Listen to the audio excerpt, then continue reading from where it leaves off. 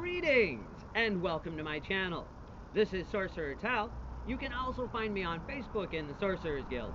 Today on Magical Theory, we are going to be talking about blind faith and fairies. Okay, so blind faith. Blind faith in and of itself can be a very destructive thing, but it is an urge that we all have. Yeah, that is what makes it destructive. We all want to have those things that we can believe in no matter what. That solid ground, that thing that doesn't change, always is that core. But we live in a reality of change and inconstance where there is no true certainty of anything. I do believe myself that there is some kind of base reality at the core of existence. But there is so much context to everything. Everything is interconnected and within context of everything else. And taken as a whole, perhaps we can have some grasp of the idea that it is all one, even with all the multiverses and everything. But we're never really going to be able to understand anything from any perspective but the own center of our own self-awareness. Yeah? And so that makes this concept of blind faith, that we have this urge, this draw for, well, that makes it one of them things that rather hard to exist. Yeah? We have to be able to put that in things simply that we choose. Because there is no truth to blind faith except for that truth that we choose to create. So, our mind, our human psyche desires this, as we said, and you're going to find your mind being pulled to this utter faith in one way or another. Now, we should absolutely try to have faith in our spellwork and our magic, but blind faith in anything of that nature is a bit difficult.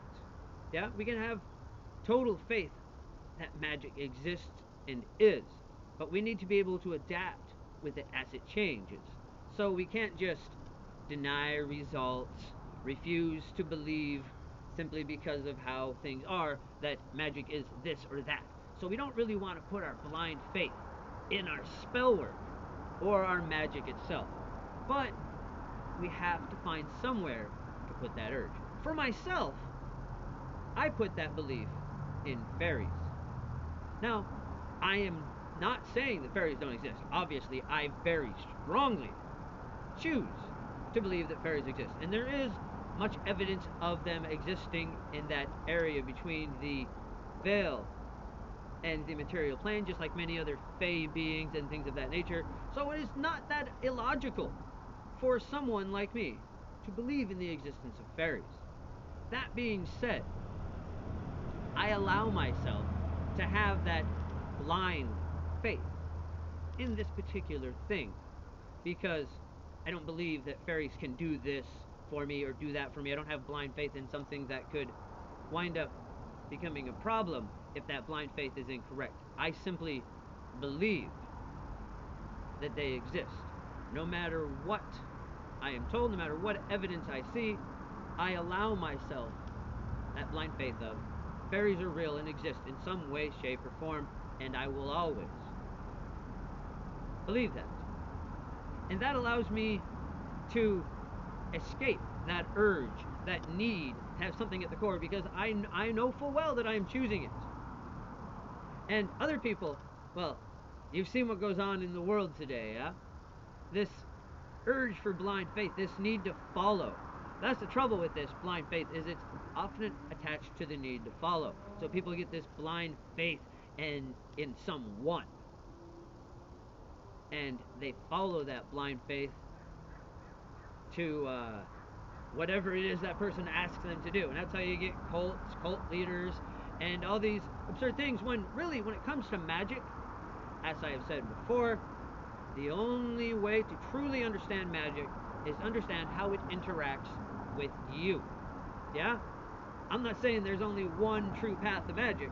Well, I suppose I am. But I'm saying that one true path is yours alone. And it isn't that same path for anyone else.